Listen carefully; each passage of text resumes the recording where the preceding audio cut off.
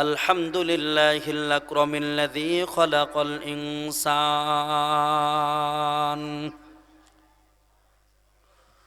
وكرم وعلمه من البيان ما لم يعلم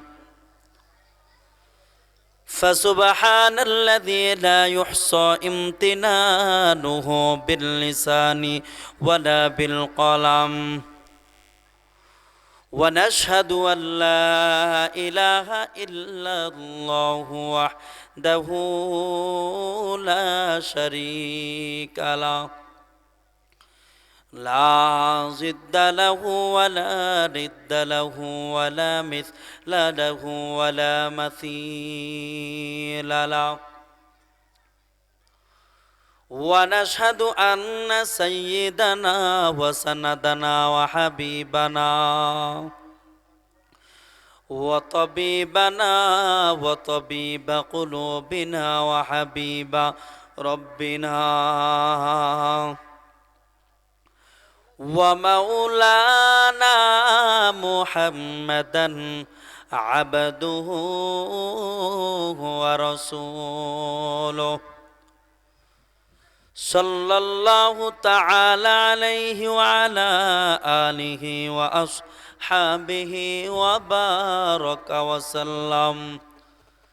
وبارك وسلم تسليما كثيرا كثيرا وداعيا إلى الله بإذنه وسراجا منيرا أما بعد فأعوذ بالله من الشيطان الرجيم بسم الله الرحمن الرحيم إلا من تاب وآمن وعمل عملا صالحا فأولئك يبدل الله سيئاتهم حسنات وكان الله غفورا رحيما وقال النبي صلى الله تعالى عليه وسلم إن النور إذا دخل الصدر انفسح فقيل يا رسول الله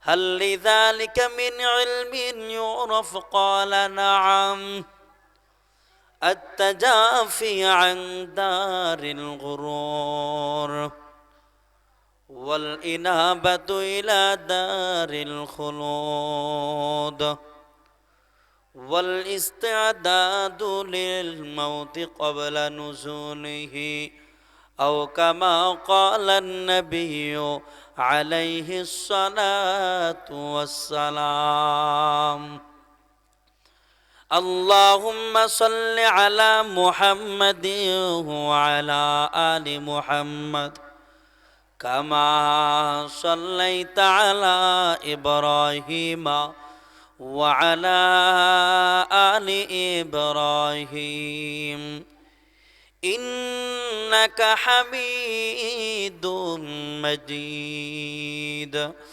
اللهم بارك على محمد وعلى آل محمد كما باركت على إبراهيم وعلى آل إبراهيم إنك حميد مجيد সকলে একটু জিকির করে দিল থেকে আল্লাহ সন্তুষ্টের জন্য লা ইলাহা ইল্লাল্লাহ জবান খোলেন লা ইলাহা ইল্লাল্লাহ লা ইলাহা ইল্লাল্লাহ লা ইলাহা ইল্লাল্লাহ লা ইলাহা ইল্লাল্লাহ لا إله إلا الله লা ইলাহা ইল্লাল্লাহ।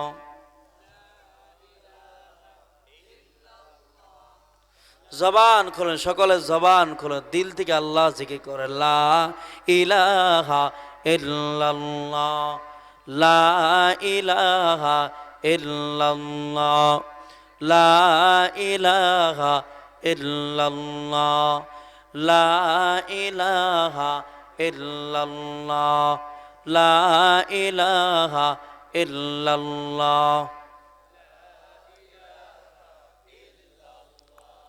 লা ইলাহা ইল্লাল্লাহ, লা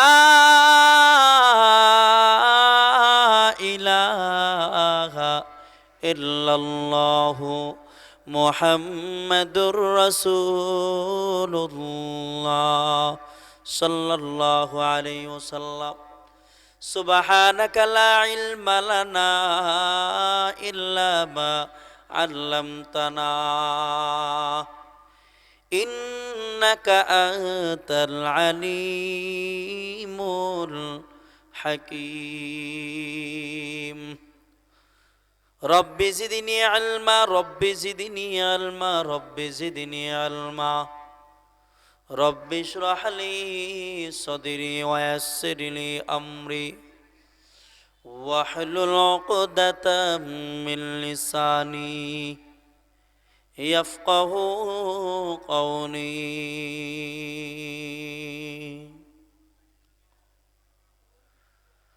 रुखसारे से बरका का जरा पर्दा उठा दो,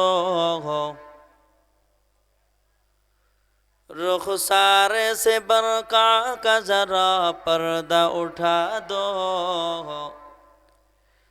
लिल्लाहि मुझे हुस्न खुदा दाद दिखा दो, लिल्लाहि मुझे हुस्न खुदा दाद दिखा दो। ऐ बहर करम सदका हुसैन बिन अली का, पियासा हो मुझे शरबत दी दार पिला दो, पियासा हो मुझे शरबत दी दार पिला दो। मैं दूर हूँ मजबूर हूँ ऐ सैयद आलम, मैं दूर हूँ मजबूर हूँ ऐ सैयद आलम,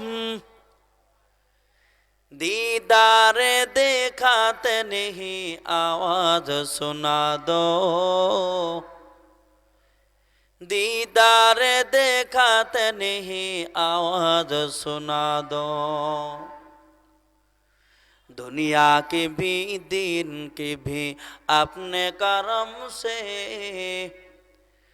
बिगड़ी हुई बातों को मेरी आज बना दो, बिगड़ी हुई बातों को मेरी आज बना दो। दुनिया में हो दुनिया का तलबगार नहीं हो, दुनिया में हो दुनिया का तलबगार नहीं हो, बाजार से गुजर हो खरीदार नहीं हो, बाजार से गुजर हो खरीदार नहीं हो।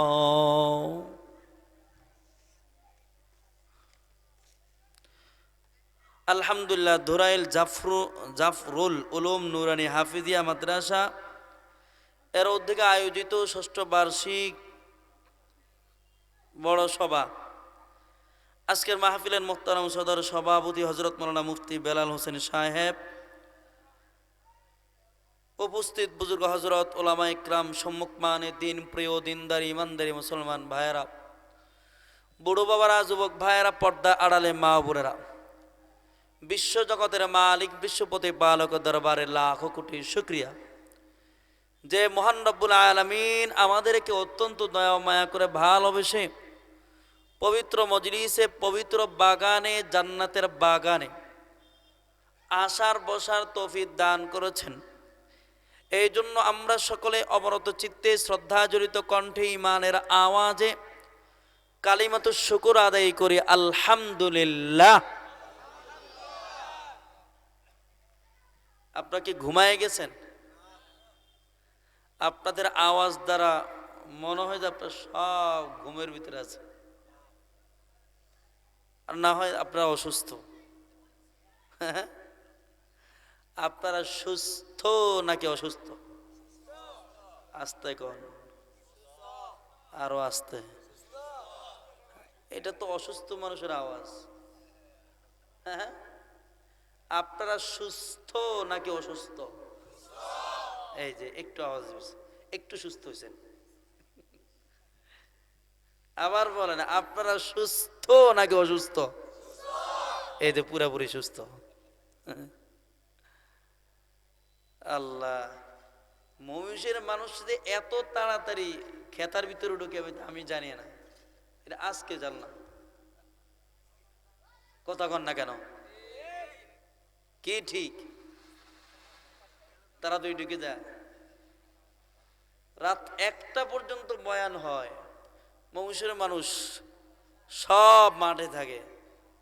পুরো আফসোস আর দুঃখের বিষয়, দ্বিতীয় বক্তা বয়ান করছে, এরপর প্রদর্শনী হয়েছে, আপনাদেরকে একটু দেখাইছে যে আপনারা যে এই মাদ্রাসা দান করেন, এই মাদ্রাসার পিছনে মেহনত করেন, আপনাদের এলাকায় মাদ্রাসা আছে, ছাত্ররা কি পড়ে, এটা ফল একটু দেখাইছে, আপনারা ফলটা না দিকে চলে গেলেন। আফসোস। আল্লাহ পাক সমস্ত গুনাহকে উপেক্ষা করে এমন একটা মজলিসে আসার বসার তৌফিক দান করেছেন, যেই মজলিসের সাথে আল্লাহর আরশের সাথে সম্পর্ক, আল্লাহর জান্নাতের সাথে সম্পর্ক। এই জন্য আবারও মালিকের দরবারে জোরে সোরে শুকরিয়া আদায় করি আলহামদুলিল্লাহ। হয় না? আরো জোর আওয়াজ দিয়ে আলহামদুলিল্লাহ। আপনারা সকলে ভালো আছেন? সকলে ভালো আছেন? যারা অসুস্থ, আল্লাহ পাক যেন তাদেরকে শিফায়ে আজিলায়ে কামিলায়ে তওবিলা দান করেন। সবাই চিল্লা বলেন আমিন। আরো জোর আওয়াজ দিয়ে বলেন আমিন। ভাইরা আমার, আমি আপনাদের সম্মুখে একখানা আয়াতে কারিমা তেলাওয়াত করেছি। আল্লাহর রসুলের লক্ষাধিক হাদিস থেকে একখানা হাদিস তেলাওয়াত করেছি। এগুলোকে সামনে রেখে 2-4টি কথা বলার চেষ্টা করব। আল্লাহ তাআলা যেন আমাকে কিছু আমলি কথা বলার তৌফিক দান করেন। আরো জোরে বলেন না। আল্লাহ যেন আপনাকে আমাকে আমল করা তৌফিক দান করেন। তা আমি বাজারে দেখেছি অনেক মানুষ এখনো বাজারে, তারা যদি তারা আসতো, আমার মনে হয় না পুরা মাঠ জায়গা দেওয়া যেত। হ্যাঁ, এটা তো এত দামি মজলিস, এই মজলিসটার জন্য সবাইকে আল্লাহ তাআলা কবুল করে না। ইদারিং যে পরিমাণ মানুষের মৃত্যুবরণ হওয়া দেখি, জ্যান্ত মানুষগুলো চোখের সামনে থেকে চলে যাচ্ছে, তো প্রতিদিন তো এই মজলিস আসবে না, এই মাহফিল আসবে না। এটা তো এত দামি মজলিস। ধরেন ফিলহাল আমি হলাম আপনাদের ওস্তাদ, আমি কি বলতে কষ্ট হচ্ছে, আপনি ছোট মানুষ, আপনি কেমনে আমাদের ওস্তাদ হন? হ্যাঁ, আপনারা হলেন এই মুহূর্তে তলবে ইলম, ছাত্র, কিছু শিখার জন্য আসছেন, জানার জন্য আসছেন, একটু আল্লাহর কাছে চোখের পানি ফেলানোর জন্য আসছেন। এই মুহূর্তে যদি আপনার আমার মরণ হয়, মরতে দেরি, আল্লাহর জান্নাতে যাইতে দেরি হবে না। আরো আসতে বলেন সুবহানাল্লাহ। এত দামি মজলিস।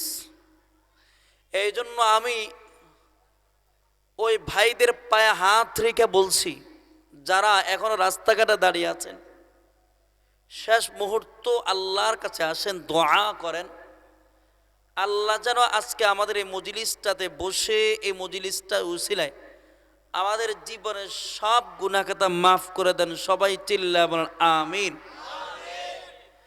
ভাইয়েরা আমার, দুনিয়ার জমিন আল্লাহ তাআলা আমাদেরকে পাঠিয়েছে ইবাদতের জন্য, গোলামির জন্য। এই দুনিয়ার জমিনে আসছি, আবার এই দুনিয়ার জমিন থেকে, বাবা আপনি উঠেন কেন, আসবেন আবার? আচ্ছা তাড়াতাড়ি আসেন। এই দুনিয়ার জমিনে আসছি, আবার এই দুনিয়ার জমিন থেকে ফিরে যেতে হবে, এই বিশ্বাস আছে? হ্যাঁ, কার কার নাই হাত উঠান। এই দুনিয়ার জমিন থেকে যেতে হবে বিশ্বাস আছে কার? নারায়ে তাকবীর। আরো জোরে বলেন, জোরে বলেন, নারায়ে তাকবীর। হ্যাঁ, সবার বিশ্বাস আছে তো? এই দুনিয়ার জমিনে আসছি, আমরা মুসলমানের ঘরে জন্ম হয়েছি। আমাদের গুনাহ হবে, আল্লাহ তাআলার কাছে আবার ক্ষমা চাবো। তওবার গুনার সবচেয়ে বড় শত্রু হলো তওবা। বান্দা তওবা করবে তো সঙ্গে সঙ্গে জীবনে গুনাহ মাফ হয়ে যায়। শয়তান চায়, এই জন্য শয়তান তওবাকে পছন্দ করে না। শয়তানকে যখন আল্লাহ জান্নাত থেকে বের করে দেয়, শয়তান আল্লাহর কাছে প্রতিজ্ঞা করেছে, আল্লাহ আমাকে জান্নাত থেকে বের করে দিয়েছো, চিরতরে আমি মালউন, তবে আমি এতটুকু তোমার কাছে বলি, তোমার বান্দার রূহ বের হওয়া পর্যন্ত তোমার বান্দাকে আমি ধোকায় ফেলবো। আর আল্লাহ বলেন, তুই এই কথা বলছিস, আমি চ্যালেঞ্জ করছি, আমার বান্দার রূহ বের হওয়া পর্যন্ত আমার বান্দার জন্য আমি তওবার দরজা খুলে রাখছি। সুবহানাল্লাহ, চিল্লায়া বলেন, চিল্লা বলেন।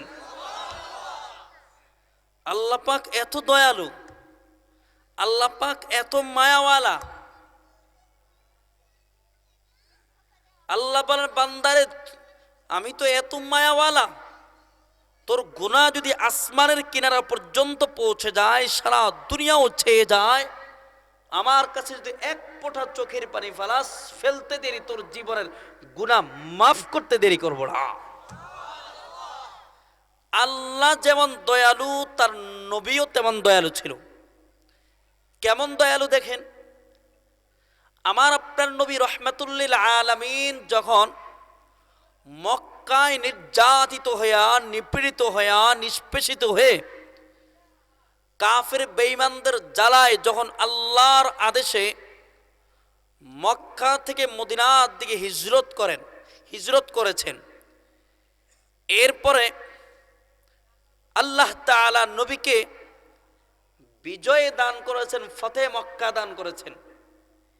এরপর আমার আপনার নবী লক্ষাধিক সাহাবায়ে কেরামদেরকে নিয়ে যখন বিজয় বেশে মক্কায় প্রবেশ করছেন, নিজের বাড়ির দিকে যায় নাই, সব সাহাবায়ে কেরামদেরকে নিয়ে সরাসরি বাইতুল্লাহে প্রবেশ করেছেন। কোথায়? সবাই কথা বলেন, বাইতুল্লাহে প্রবেশ করেছেন। সারা রাত সাহাবায়ে কেরাম তাহাজ্জুদ পড়ছেন, আল্লাহর কাছে চোখের পানি ফেলা কান্না করছেন। এদিকে যখন বিজয়ী বেশে মক্কায় প্রবেশ করেছেন, কাফের বেঈমানরা চিন্তা করলো যে মুহাম্মদকে এতদিন পর্যন্ত জ্বালা যন্ত্রণা, যত ধরনের কষ্ট দিয়েছি, কোন ধরনের কষ্ট বাদ দিনে সব ধরনের কষ্ট দিয়েছি, আজকে তো মুহাম্মদ আমাদের থেকে প্রতিশোধ নিয়ে নিবে। সারাদিন প্রত্যেকের ঘরে এমন ভাবে বসে আছে, কখন জানি মুহাম্মদ আমাদের ঘরে হামলা দেয়, মুহাম্মদের সাথীরা আমাদের ঘরে হামলা দেয়। এই দিয়ে আল্লাহর নবী তো সারা রাত কান্নাকারি করছেন, শুকরের নামাজ পড়ছেন। রাত গেল, দিন রাতও কোনো তাদের ঘরে হামলা হয় না, দিনও কোনো হামলা হয় না। এর পরের দিন রাতের বেলায় নবী এক বাক্যে বলেন, হে মক্কার কাফেররা, ভয় পাওয়ার কোনো কারণ নাই, আমি মুহাম্মদ তো তোমাদের থেকে প্রতিশোধ নেওয়ার জন্য আসি নাই। সুবহানাল্লাহ, বাড়িতে গিয়া বলেন। আপনারা সুবহানাল্লাহ ভাবে এমন ভাবে প্যাকেটিং করে রেখে দিয়েছেন, মনে হয় যে বাড়িতে গিয়ে বোর কাছে ছাড়বেন। হ্যাঁ, সুবহানাল্লাহ বললে গুনাহ হয়ে যায়, কথা কয় না। একবার সুবহানাল্লাহ বলছেন তো আসমান জমিনের ভিতরে যতটুকু ফাঁকা জায়গা পুরোটাই সবে ভরপুর করে দেয়। একবার সুবহানাল্লাহ বলেছেন তো জান্নাতে আল্লাহ তাআলা একটা তাজা ফল গাছ ব্যবস্থা করে দেন। ওই গাছটা থাকবে আপনার নামে। কার নামে? আপনার আমার নামে। এরপরে যখন আমার আপনার নবী এই ভাষণ দিয়েছে, নবীর এই ভাষণ শুনে তাদের আশ্চর্য হয়ে গেছে। আমরা তো সারাদিন ভীতির ভিতরে আছি, ভয়ের ভিতরে আছি, মুহাম্মদ এই কথা বলল।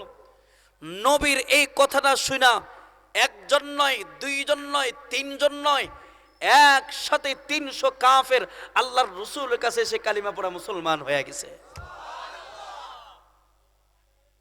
চিন্তা করছেন? কারণ নবী তো জীবনে মিথ্যা কথা বলবেও না, বলেও নাই। মুহাম্মাদের কাছে গেলে আশ্রয় পাওয়া যাবে। ৩০০ কাফের কালিমা পড়া মুসলমান হয়ে গেছে। এখন এইদিকে আল্লাহর রাসূলের চাচা হামজা রাদিয়াল্লাহু তাআলা হত্যাকারী নাম কি বলতে পারেন? ওয়াহশী। এই ওয়াহশী চিন্তা করলে আমি বসে থাকা লাভ কি? যে ওয়াহশী আল্লাহর রাসূলের চাচা হামজা রাদিয়াল্লাহু তাআলা কলিজা চিবাইছে, চোখগুলা বের করে ফেলছে, হাত টুকরা টুকরা করে ফেলছে, পা টুকরা টুকরা করে ফেলছে, চিনার কোনো উপায় নেই। এই ওয়াহশী চিন্তা করলো আমি বসে থাকা লাভ কি? আমি তো মন চাই মুহাম্মাদের কাছে গিয়ে কালিমা পড়া মুসলমান হই, যেহেতু মুহাম্মদ প্রতিশোধ নিবে না। সুবহানাল্লাহ। কিন্তু কেমনে যে মুহাম্মাদের কাছে গিয়ে কালিমা পড়া মুসলমান হয়? কারণ মুহাম্মদ বলছে যার ভিতরে ৩টা বাণী আমার খেয়াল আছে, যার ভিতরে এই অপরাধ থাকবে সে তার জন্য মাপ নাই, জাহান্নাম। কি আল্লাহ রাসূল কি বলছেন? ক্বালান নবিয়্যু সাল্লাল্লাহু আলাইহি ওয়াসাল্লাম, ক্বালান নবিয়্যু সাল্লাল্লাহু আলাইহি ওয়াসাল্লাম, মান ক্বাতালা আও জানা আও আশরাকা ইয়ালকা আসামান ইউদাফু লাহুল আযাবু ইয়াওমাল কিয়ামাহ। সরকার দো আলম নবী বলেন, যে বান্দা মানুষকে হত্যা করে, জিনা ব্যভিচারে লিপ্ত হয়, কুফর শিরকে লিপ্ত হয়, তার জন্য জাহান্নাম। আমার ভিতরে আমি তো সারা জীবন জিনা ব্যভিচারে লিপ্ত ছিলাম, কুফর শিরকে লিপ্ত ছিলাম, মুহাম্মাদের চাচা হামজাকে হত্যা করলাম। এতগুলো অপরাধ নিয়ে কেমনে মুহাম্মাদের কাছে যায়? না না, সম্ভব না, আমাকে মাফ করা হবে না। কিন্তু আমার আল্লাহ তো বড় মায়াওয়ালা। আমার আল্লাহ সঙ্গে সঙ্গে ওয়াহশীর শানে আয়াত নাজিল করে দিছি। আল্লাহ বলেন, ইল্লা মান তাবা ওয়া আমানা ওয়া আমিলা আমালান সালিহান ফাউলাইক।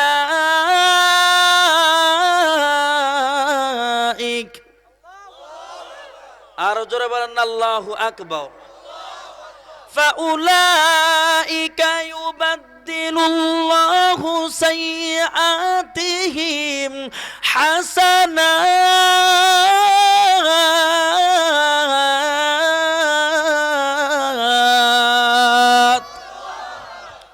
আল্লাহ পাক আয়াত নাজিল করে দিয়া বলেন, হে নবী আপনি জানায়া দেন, যেই বান্দা তওবা করবে, ঈমান আনবে, মওত পর্যন্ত নেক আমল করবে, আমি আল্লাহ তার জীবনের সমস্ত গুনাহকে নেক দ্বারা পরিবর্তন করে দিব। সুবহান। এই আয়াতটা নাজিল হওয়ার পর রাহমাতুল লিল আলামিন চিঠির মধ্যে ওয়াহশীর কাছে জানিয়ে দিয়েছে, ওয়াহশী আয়া, আল্লাহ তো তোমার জন্য আয়াত নাজিল করে দিয়েছে, তাড়াতাড়ি আয়, দেরি করবা না।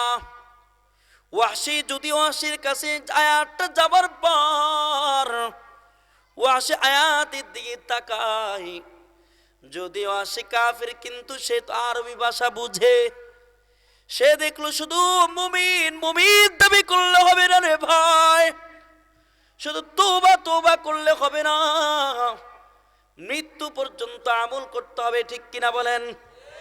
মৃত্যু পর্যন্ত নেক আমল করতে হবে।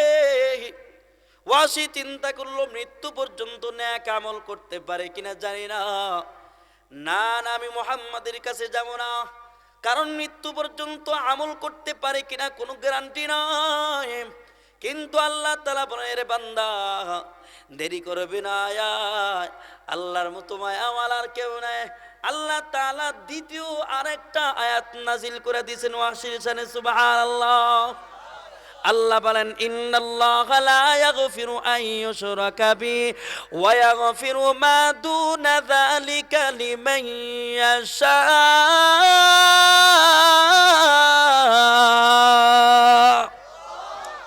দ্বিতীয় আয়াত নাজিল করে দিয়ে বলে, হে নবী আপনি জানিয়ে দেন আমি আল্লাহ শিরককে ক্ষমা করব না, এই ছাড়া যত গুনাহ আছে আমি আল্লাহ ইচ্ছা করলে ক্ষমা করতে পারি, নাও করতে পারি। ক্ষমতা কার?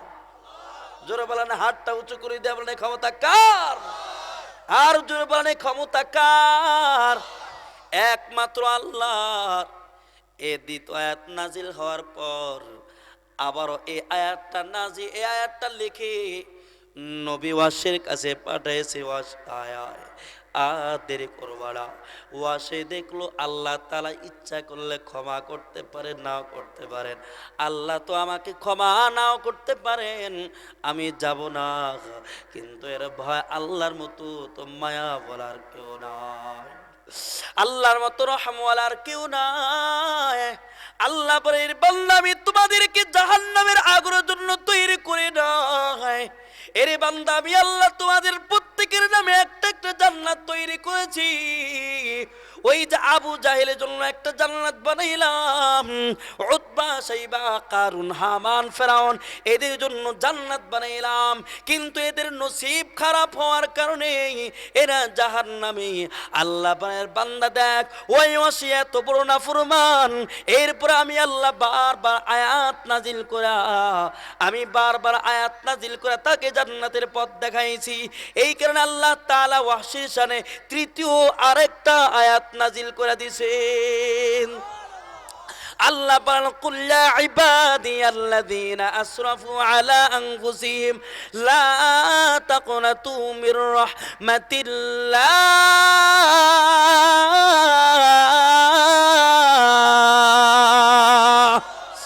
আল্লাহ বলেন বান্দা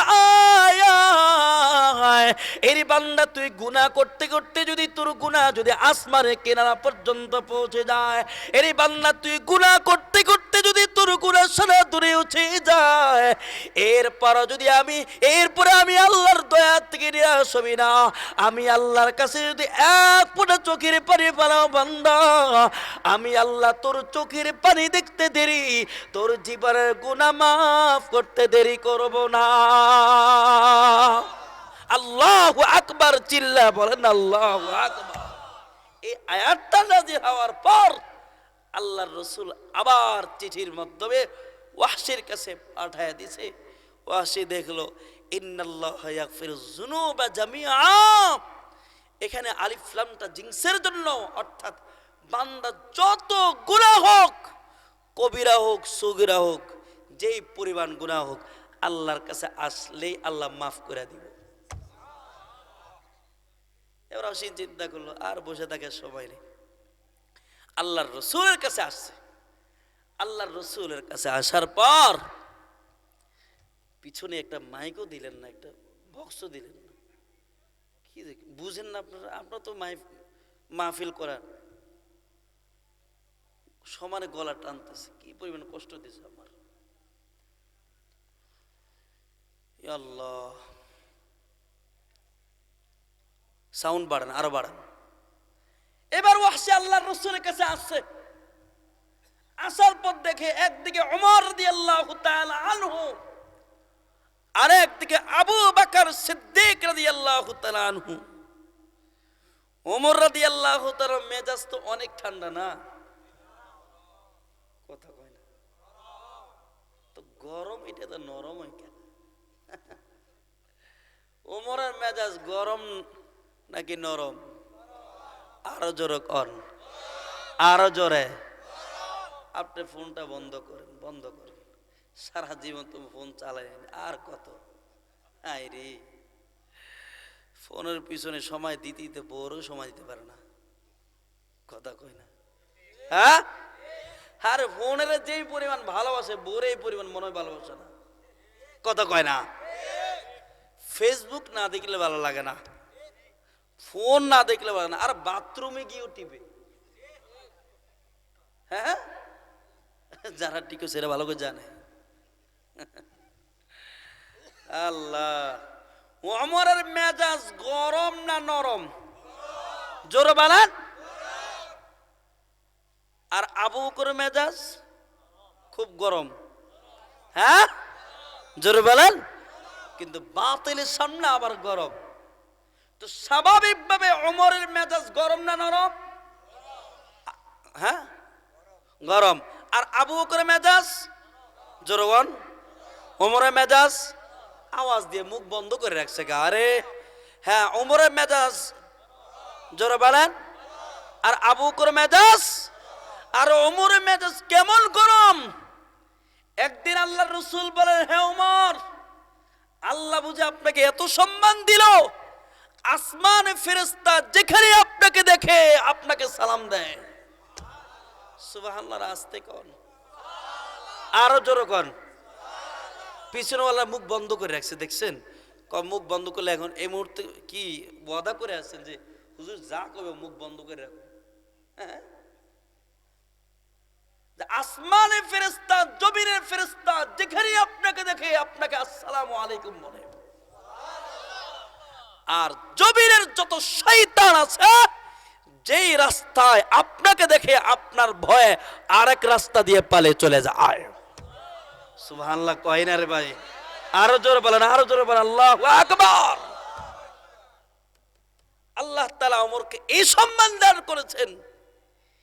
এই ওমর রাদিয়াল্লাহু তাআলা যখন দেখলো ওয়াসি চলে আসছে, ইয়া রাসূলুল্লাহ ওয়াসি আসছে, তলোয়ার কি হাতে নিব? কারণ ওমর তো একটু পাওয়ারওয়ালা। আল্লাহ রসুল বলেন, ওমর সাবধান, সব জায়গায় গরম দেখায় না। ইন্নাল ইসলাম ইয়াহদি মা কানা ক্বাবলা। ইসলাম তো এমন একটা জিনিস, ইসলামের কাছে যেই মাথা নত করবে, আত্মসমর্পণ করবে, তার সঙ্গে সঙ্গে অতীতের সব গুনাহ মাফ করে দেন আল্লাহ। এদিকে ওমর রাদিয়াল্লাহু তাআলা কি কথা বলছে, ওদিকে আসে সুযোগ পায় কালিমা পড়ে মুসলমান হয়ে গেছে। সুবহান, আরো জোরে বলেন না সুবহানাল্লাহ। ইসলাম কত সুন্দর। ইসলাম চাই ধরে ধরে কাফেরকে মুসলমান বানানো, তাদের গুনাহ মাফ করলো। ইসলাম আফওয়ান, ক্ষমা, ক্ষমা চায়। ইসলাম ক্ষমা করে মানুষকে। এই জন্য আমি মাঝে মধ্যে বলি, বাংলার জমিনে কিছু নাস্তিক আর মোরতাদ আছে, এরা এখনো পর্যন্ত ওই যে 5 আগস্টের পরে মনে করছেন যে দেশ স্বাধীন হয়ে গেছে। না, এখনো হয় নাই। এখনো নাস্তিক আর মোরতাদ গুলো এখনো রয়ে গেছে, এখনো রয়ে গেছে। এরা মাঝে মধ্যে ওলামা ইকরামদেরকে মৌলবাদী বলে, ওলামা ইকরামদেরকে গালি দেয়, নবীর বিরুদ্ধে কথা বলে। আরে খোদার কসম, আমরা যেমন ৭৭ রক্ত দিয়েছি, আমরা 5 আগস্টে রক্ত দিয়েছি, আবার দেশ স্বাধীন হওয়ার জন্য করুন ওই নাস্তিক আর মোরতাদ গুলোর বিরুদ্ধে রক্ত দেওয়ার জন্য প্রস্তুত আছে। ঠিক কিনা বলেন? ওরা ভাবতেছে যে এইটাই বুঝি শেষ। না না, আরে ভাই, মাঝে মধ্যে আমার নবীর ইজ্জত নিয়ে আঘাত করা। গত কয়েকদিন আগে কুলাঙ্গারকে দেখলাম আমার নবীর বিরুদ্ধে কথা বলে, আমার নবীকে গালি দেয়, নবীর বিরুদ্ধে স্ট্যাটাস দেয়। আরে কুলাঙ্গার শোন, আমরা তো সেই 1400 বছর আগে নবীর ইজ্জত রক্ষার জন্য যেমন সাহাবা একরাম রক্ত দিয়েছে, জীবন দিয়েছে, তারা নিজের মাল দিয়েছে, আমরা তো সেই সাহাবা ইকরামদের উত্তরসূরি, আবু বকরের উত্তরসূরি, ওমরের উত্তরসূরি, খালিদ বিন ওয়ালিদের উত্তরসূরি। আমরাও রক্ত দিব। যদি নবীকে গালি দাও সাবধান। মাঝে মধ্যে আমার নবীকে বলে নারী লোভী, আমার নবীকে বলে দুনিয়া লোভী। না, মনে রাখবা, আমার বাবাকে গালি দিতে পারো, আমি সহ্য করে নিব। আমার মাকে গালি দিতে পারো, আমি সহ্য করে নিব। আমার উস্তাদকে গালি দিতে পারো, আমি সহ্য করে নিব। কিন্তু আমার নবীকে গালি দিবা, এটা খোদার কসম আমরা কখনো সহ্য করে নিতে পারি না। আওয়াজ দিয়ে বলো ঠিক কিনা?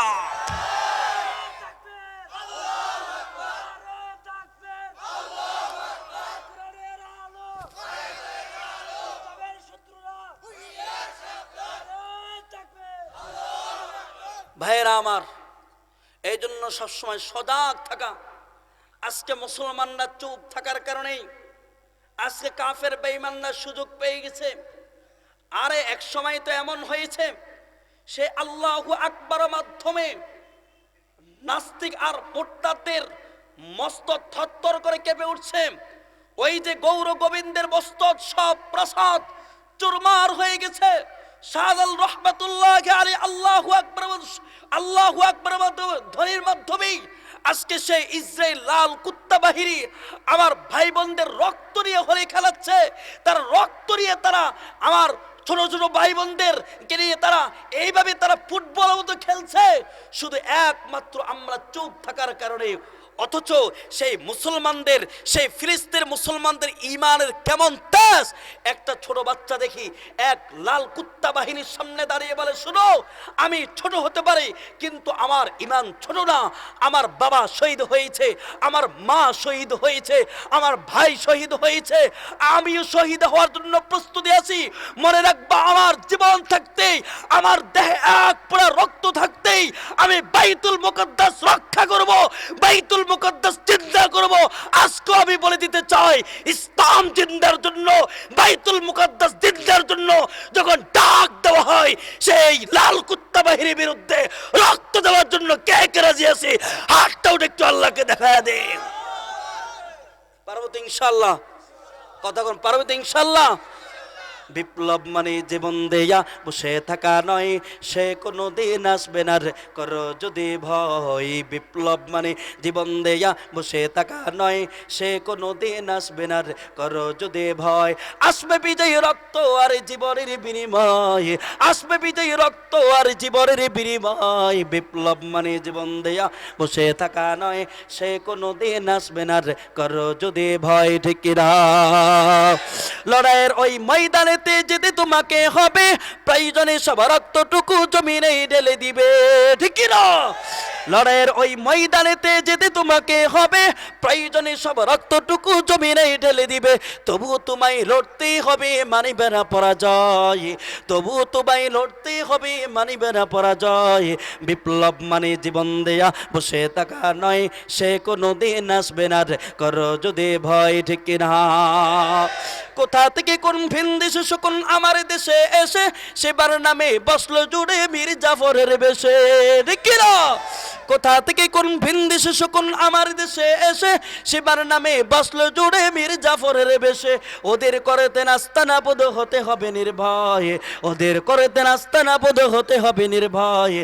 বিপ্লব মানে জীবন দেয়া বসে থাকা নয়, সে কোনো দিন আসবে না করো যদি ভয়। ঠিক কিনা? ভয় পাইতেছেন? ভয় পাবো কাকে? একটু হাতটা উঁচু করে দেয়, বলেন ভয় পাবো কাকে? আরো জোরে আওয়াজ দিয়া বলেন ভয় পাবো কাকে? এ ভাই, আল্লাহর নাম বলতে মনে হয় ভয় লাগে। এ ভাই, মা যখন, বাচ্চা যখন তার মাকে ডাক দেয়, মা এত খুশি হয়ে যায়, এত খুশি হয়ে যায়। আল্লাহ বলে, বান্দারে যখন আমি আল্লাহর নাম ধরে ডাক দিবা, আমি আল্লাহ এত খুশি হয় ওই মার থেকে কোটি কোটি গুণ বেশি খুশি হয়ে যায়। এই জন্য ভাই, আল্লাহর নামটা এত জোরে ডাক দিব, দিল থেকে আল্লাহকে উজাড় করে ডাক দিব, যাতে করে আকাশ বাতাস প্রকম্পিত হয়ে যায়। আওয়াজ দিয়ে বলেন আমাদের মালিক কি?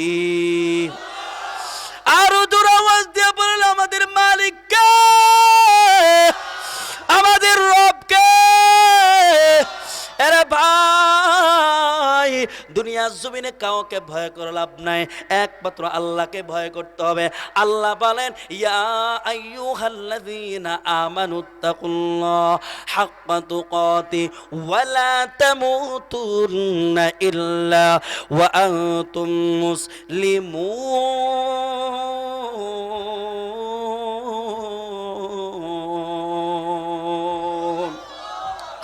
আল্লাহ বলেন, হে মুমিন, তোমরা আমি আল্লাহকে ভয় করো, সাবধান সাবধান, মুসলমান না হয়ে কবরে যাইবারে সাবধান, মুসলমান হয়ে কবরে যাও, ইমান আমল নিয়ে কবরে যাও। সাহাবায়ে একরাম রাদিয়াল্লাহু তাআলা আনহুম আজমাইন যেমন তারা ইমান নিয়ে মুসলমান হয়ে তারা কবরে গেছে, সেই যে সাহাবায়ে একরাম, ও বাবাজিরা একটু ভালো করে কান লাগায় শুনে, যে সাহাবায়ে একরাম তারা দুনিয়ার জমিনে এই মুসলমান হওয়ার পূর্বেই তারা সাহাবী নবী সাহাবী হওয়ার পূর্বে তারা দুনিয়া নিয়ে তারা মারামারি কাটাকাটি হানাহানি করতো। তারা সামান্য একটু সম্পদ নিয়ে ভাই ভাইয়ের সাথে ঝগড়ায় লিপ্ত থাকতো, মাসকে মাস তারা ঝগড়া ফাসাদের মধ্যে লিপ্ত থাকতো। এই সাহাবায়ে ইকরাম নবীর কাছে এসে এত দামি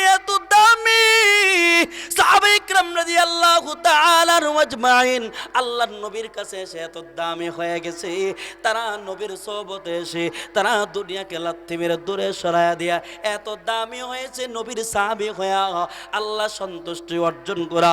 এবার আমার আল্লাহ তাদেরকে ডাক দিয়া বলেন রাদিয়াল্লাহু আনহুম ওয়া রাদওয়ান, ও সাহাবায়ে একরাম শুনো, তোমরা যেমন আমি আল্লাহর প্রতি সন্তুষ্ট হয়ে গেছো, আমি আল্লাহ তোমাদের প্রতি সন্তুষ্ট হয়ে গেলাম। এই সাহাবায়ে একরাম এত দামি, তারা দেখা যায় একজন গোলাম এরপর আল্লাহর কাছে এত দামি, একজন গোলাম এরপর আল্লাহর কাছে দামি। কার কাছে দামি? কথা কন, আওয়াজ দিয়ে বা আঙ্গুলটা উঁচু করে দেয়, বলেন কার কাছে দামি? আর জোরে বলেন কার কাছে দামি? আল্লাহর কাছে দামি, আল্লাহর কাছে দামি। ওই যে বেলাল রাদিয়াল্লাহু তাআলা এত দামি, আল্লাহর কাছে এত দামি। একজন বিলাল এত কালো, ঠোঁটটা ছিল মোটা।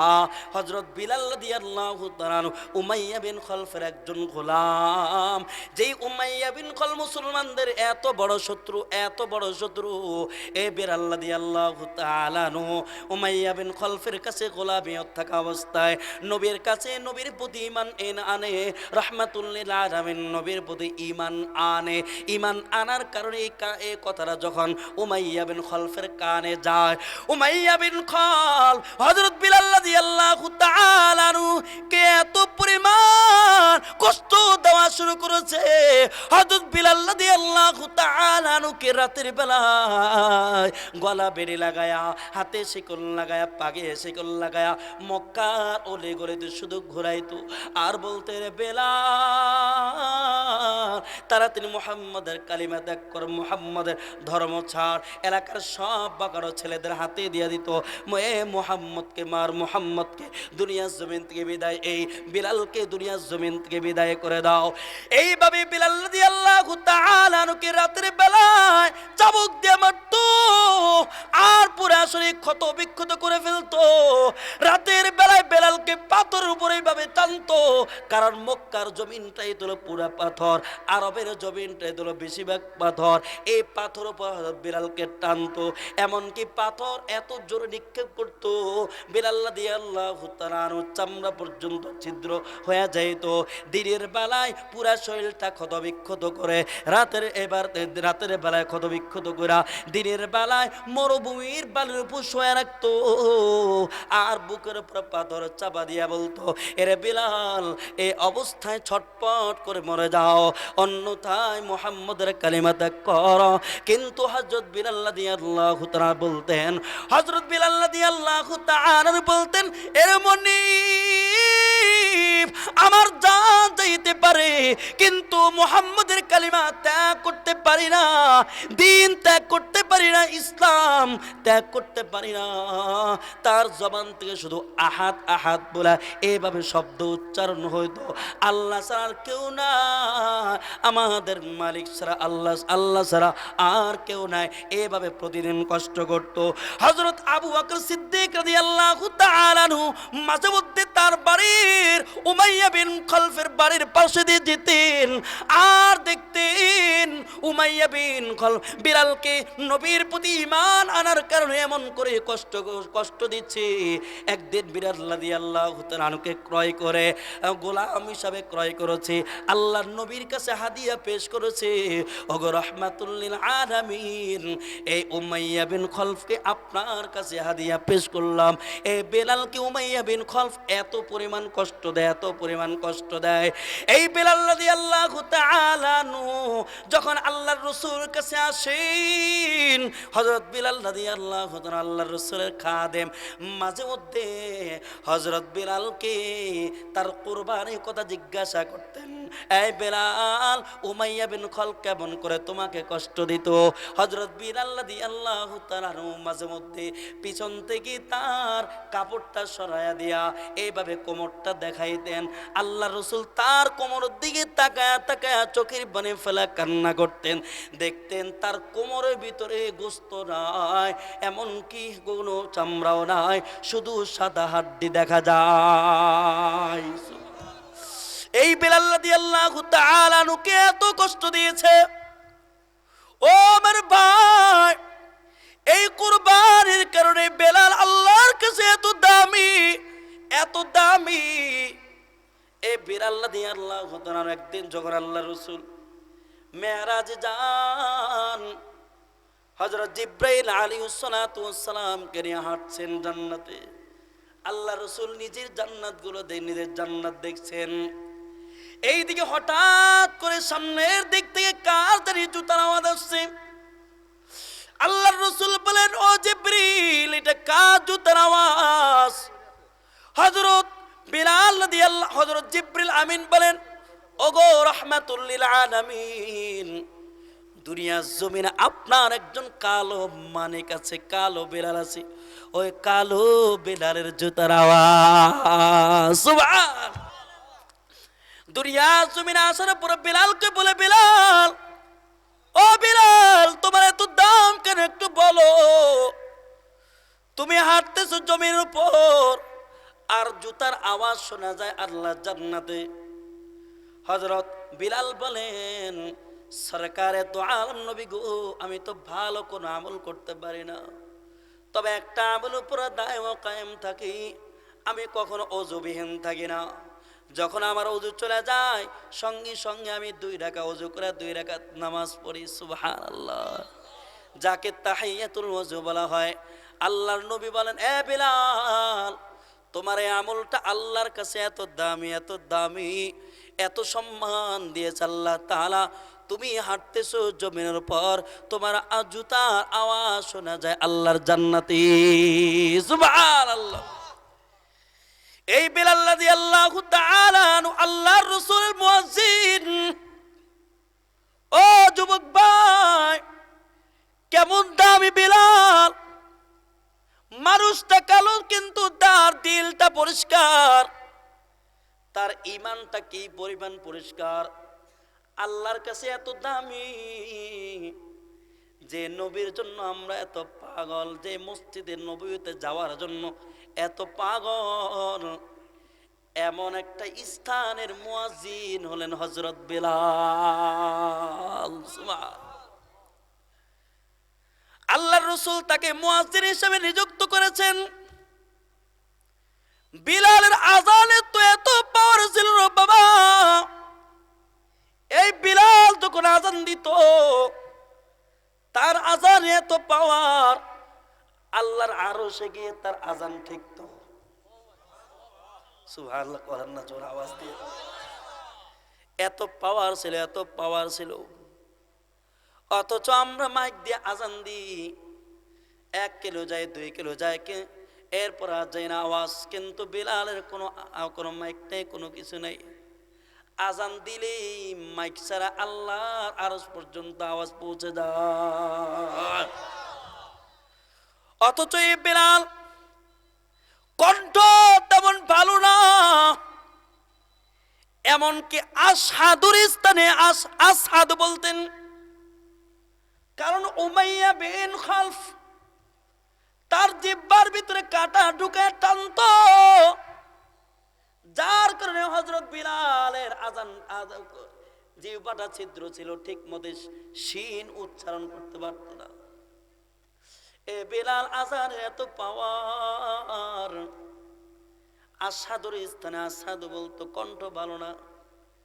এই জন্য কাফের বেঈমানরা মুশরিকেরা যখন বিলাল আযান দিত তার আযান নিয়ে ঠাট্টা করত। সাহাবা একরামদেরকে বলতো, এই তোমাদের মুহাম্মদকে ভালো কণ্ঠওয়ালা একজন মুয়াজ্জিন ঠিক করতে পারে না, যার আজানটা সুন্দর হয়, কণ্ঠ বড় সুন্দর। একদিন সাহাবা একরাম আল্লাহর রসুলের কাছে আরজ করলেন, ওগো সরকারে দো আলম নবী, বিলালের আজান নিয়ে কাফের বেঈমানরা ঠাট্টা করে। বিলালের কণ্ঠ ভালো না, আসাদুর স্থানে আসাদু বলতে বলে, শিন উচ্চারণ করতে পারে না।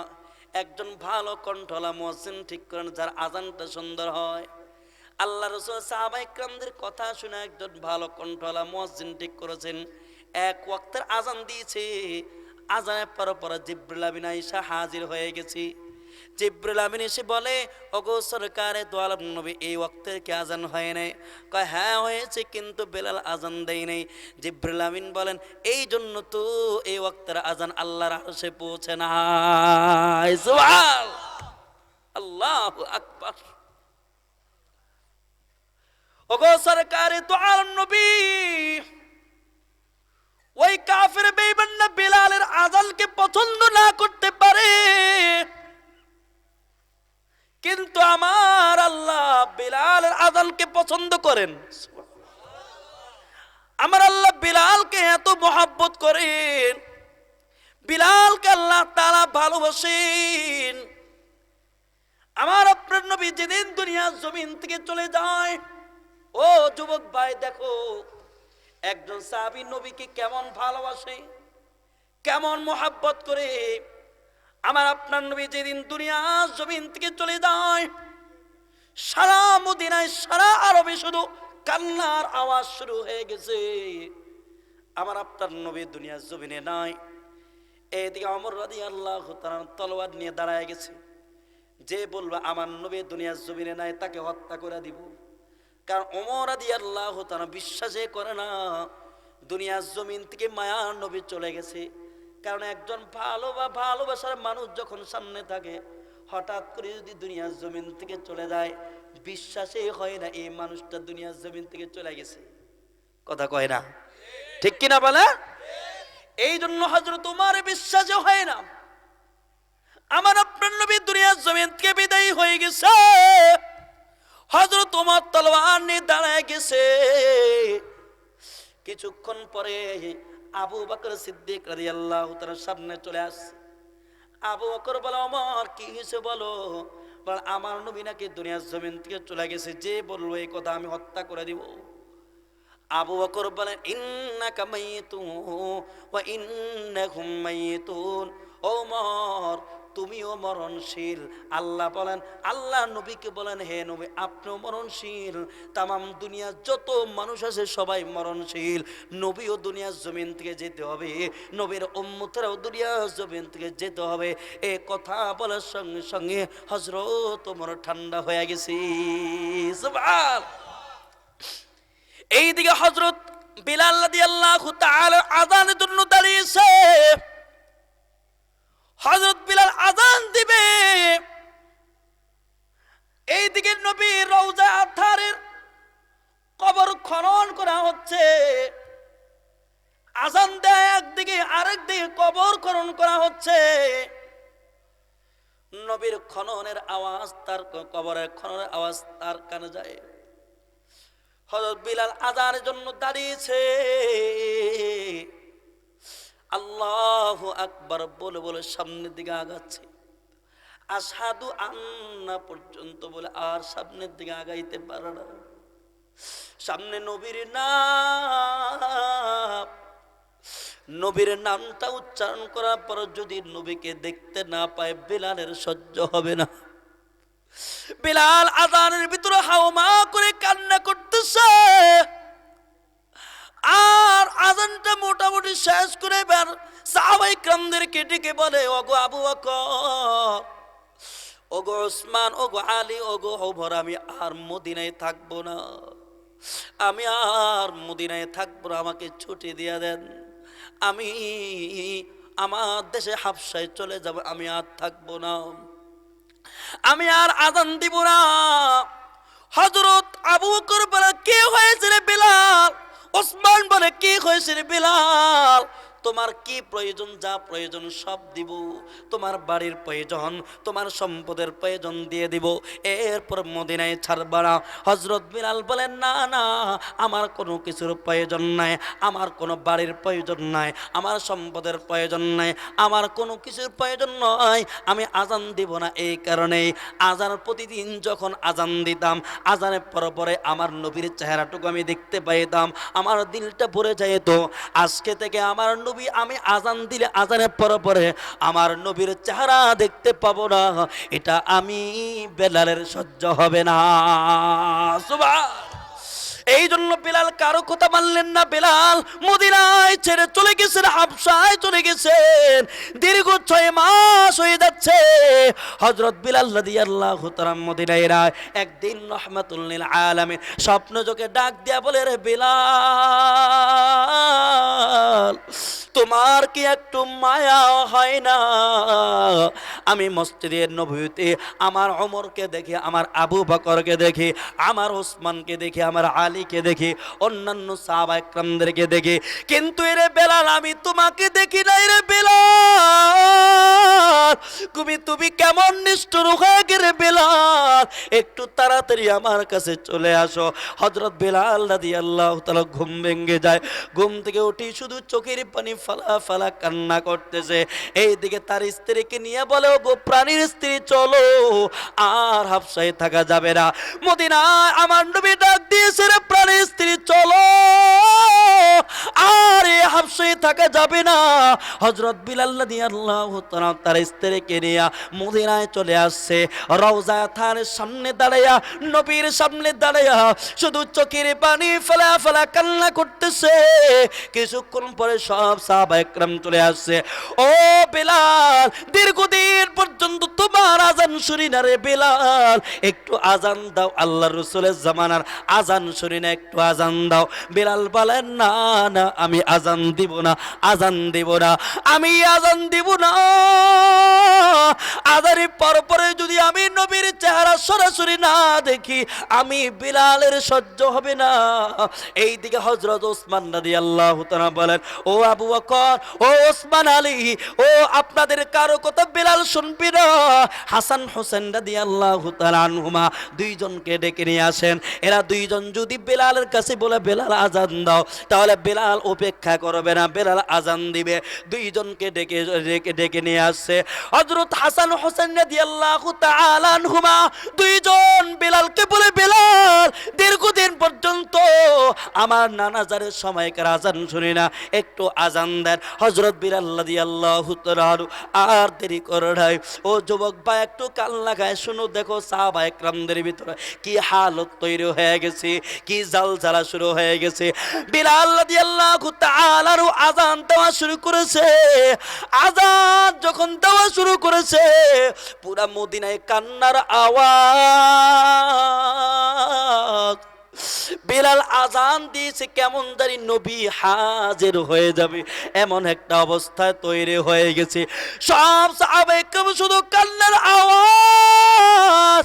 বাড়িতে ছোট ছোট বাচ্চাগুলো বেলালের আজান শোনা, ছোট ছোট বাচ্চাগুলো তার মাকে বলে, মা, ওই যে বেলাল আজান দিয়েছে, মনে হয় আমাদের নবী।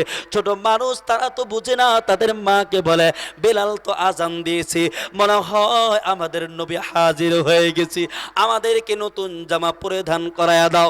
ছোট ছোট বাচ্চাগুলো নতুন জামা পরিধান করে মসজিদের নবীর সামনে হাজির। এইদিকে সাহাবী পুরুষদের সমাগম, এইদিকে মসজিদের বাইরে, মসজিদে নবীর বাইরে সাহাবিয়া মহিলাদের সমাগম। সব মানুষগুলো কান্না করছে, আর নবীর কথা স্মরণ পড়ে গেছে। এত পরিমাণ চোখে পানি। এক মহিলার কোলে একটা ছোট বাচ্চা, ওই বাচ্চা তার মাকে বলে, মা, মা,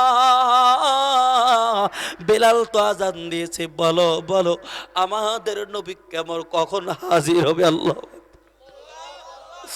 এরে যুবক ভাই, একটা ছোট বাচ্চার নবীর প্রতি কেমন মায়া। ও মা, বেলাল তো আজান দিয়েছে, আমাদের কলিজা টুকরা নবী কখন হাজির হবে? এইভাবে সাহাবায়ে কেরাম নবীর প্রতি এত পাগল, এত ভালোবাসা। একজন বিলাল নবীর প্রতি ভালোবাসা হওয়ার কারণে এত এত পরিমাণ আল্লাহর কাছে এত দামি হয়েছে। এরে যুবক ভাই, আজকে সে মদিনা বলার আমরা ভুলে গেছি, নবীর আদর্শকে ভুলে গেছি, আল্লাহর মোহাব্বত, আল্লাহর আদর্শ, আল্লাহর হুকুমকে ভুলে গেছি। আজকে দুনিয়ার মায়ায় পড়া নবীর আদর্শ ছেড়ে দিয়েছি। ও যুবক ভাই, কি নিয়ে কবরে যাব? নবীর সুন্নত নিয়ে কবরে যাওয়ার চেষ্টা করো, নামাজ দিয়ে কবরে যাওয়ার চেষ্টা করো। আজকে ময়দান থেকে একটু ওয়াদা করো, আল্লাহর কাছে কান্নাকারি করো, আল্লাহ আজকে আমার গুনার কারণে আমার চোখটা না পাক, আমার জবানটা না পাক, এই গুনাহ নিয়ে যদি কবরে যায় মাঠে দুই দিক থেকে এমন জোরে চাপ দিবে। এর যুবক ভাই, আজকে এখান থেকে তওবা করো আর গুনার জন্য আল্লাহর কাছে কান্নাকাটি করো, কারণ তওবা বড় দাম, আল্লাহর কাছে এত দাম, আল্লাহর কাছে এত দাম। ওই যে মুসলিম শরীফের ভিতরে আছে এক জিনাকারী মহিলা আল্লাহর রাসূলের কাছে দৌড়া চলে আসে, আল্লাহর রাসূলের কাছে এসে বলে, তাহহিরনি ইয়া রাসূলুল্লাহ, আমি জিনা করে ফেলছি, আমাকে তাড়াতাড়ি পবিত্র করে দিন। এই জিনার অপরাধ নিয়ে যদি কবরে যায় তাহলে জাহান্নামের আগুন আমাকে গ্রাস করবে।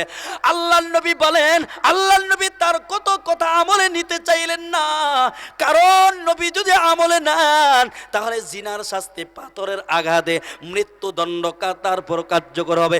নবী বারবার তার চেহারাটা ফিরে নেন। একবার মহিলা ডান দিকে যায়, ইয়া রাসূলুল্লাহ আমাকে পবিত্র করে দিন।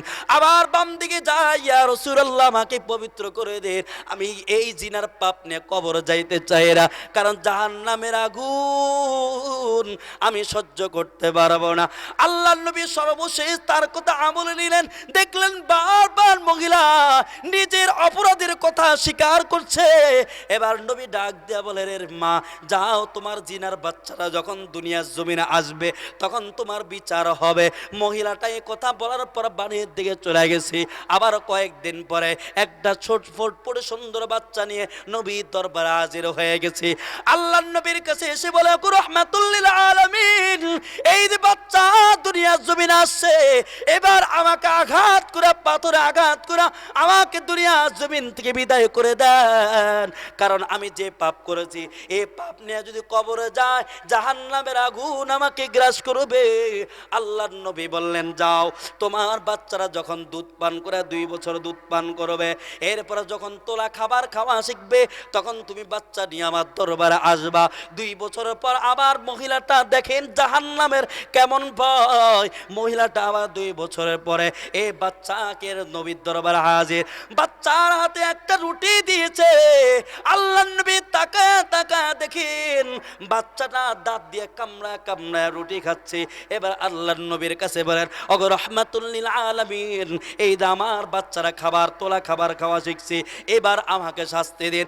আল্লাহর নবী বাচ্চাকে আল্লাহর নবীর জিম্মায় নিয়া এবার সাহাবায়ে কেরামদেরকে বলে, ওই সাহাবায়ে কেরাম, তোমরা পাথরে আঘাতে তার মৃত্যুদণ্ড কার্যকর করো।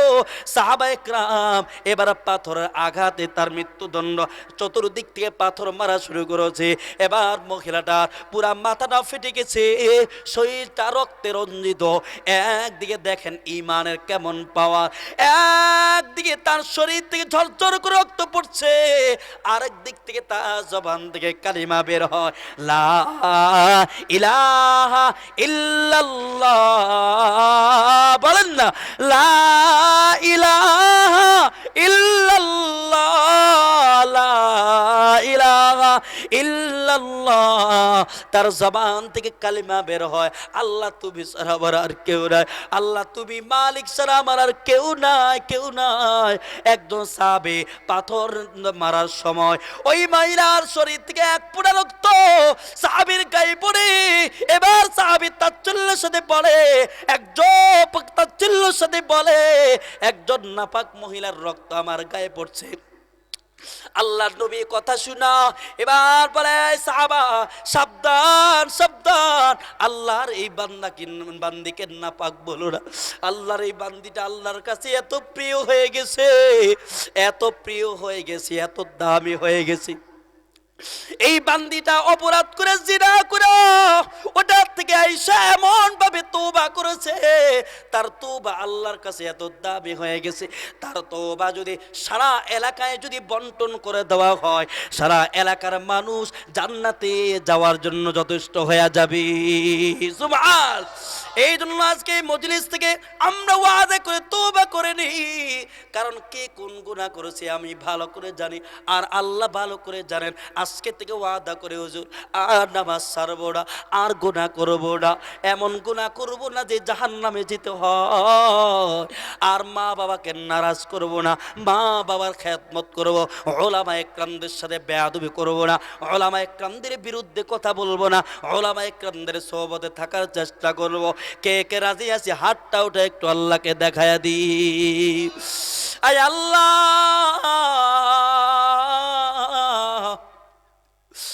এই হাতগুলোর দিকে একটু তাকায় দেখো। আয় আল্লাহ, জীবনে কত গুনাহ করেছি, জীবনে কত অন্যায় করেছি, চোখের গুনার কারণে চোখটা নাপাক হয়ে গেছে আল্লাহ, জবানের গুনার কারণে জবানটা নাপাক। ইয়া আল্লাহ, এমন এমন গুনাহ করেছি, আবার গুনাহ সম্পর্কে যদি আমার স্ত্রীও জানতো আমাকে ধাক্কা দিয়ে ঘর থেকে বের করে দিত। আমার গুনাহ সম্পর্কে যদি আমার সন্তান জানতো, আমার সন্তান আমাকে বাবা বলে স্বীকার করতো না। আল্লাহ, আমি এমন বড় বড় গুনাহ করেছি, যদি মানুষ জানতো আমার বয়ানও শুনতো না। আল্লাহ, আয় আল্লাহ, এই গুনাহ নিয়ে যদি কবরে যায়, মাটির দুই দিক থেকে এমন জোরে চাপ,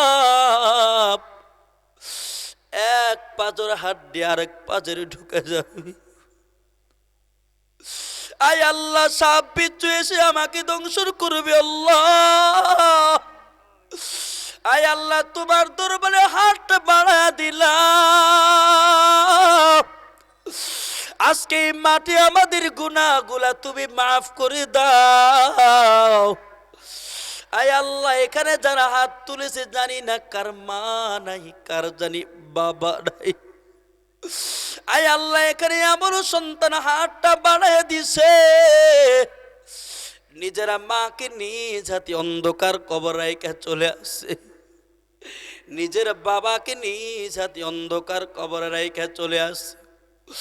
ও বাবাজিরা, এখন এখান থেকে যখন ঘরে যাব, যখন দরজায় নক করব, দরজা খোলার সাথে সাথে নিজের স্ত্রীর চেহারা দেখবো, সন্তানাদের চেহারা দেখবো, কিন্তু মা বাবার চেহারা দেখবো না। মা বাবা এমন জায়গায় শুয়ে আছে যে এই জায়গায় দিনের বেলাও যেতে বড় ভয়। ওই মা বাবা জানি না কার মা বাবার কবরে দাউ দাউ করে আগুন চলতেছে, বাবার কবরে দাউ দাউ করে আগুন চলছে। আয় আল্লাহ, ওই মা দুনিয়ার জমিনে থাকতে আমাকে কত কষ্ট করে লালন পালন করেছে। মায়ের পেটে যখন ছিলাম মাঝে মধ্যে কলিজায় এত জোরে জোরে লাথি দিয়েছি, এরপর মা আমাকে কোনোদিন কষ্ট দেয়নি। মা চোখের পানি ফেলা কান্না করেছি। ও দয়ার মালিক, জানি না কার মার কবর দাও দাও করে আগুন চলছে, জানি না কার মা বাবাকে পাতা মাথা থেকে পায়ে পর্যন্ত সাপ বিচ্ছু পেঁচায়া বসে আছে। আল্লাহ, ও মাহারা বাবাহারা সন্তানগুলো একটু চোখের পানি ফেলা কান্না করেন আর আল্লাহকে ডাক দেন। আল্লাহ, আরো জোরে আওয়াজ দিয়ে আল্লাহকে ডাক দেন। আল্লাহ, আয় আল্লাহ, যাদের মা বাবা কবর চলে গেছে আল্লাহ তাদের কবর আযাব মাফ করে দাও। আল্লাহ, যুবক ভাই যারা হাতটা উঠাইছে আল্লাহ এদেরকে তুমি নামাজে ওয়ালা বাড়িয়ে দাও, দিনের খাদেম হিসাবে কবুল করে নাও। সবাই বলেন আমিন। আরো জোরে চিল্লায় আওয়াজ দিয়া বলেন আল্লাহুম্মা আমিন। ভাইরা আমার, রাত অনেক দীর্ঘ হয়ে গেছে।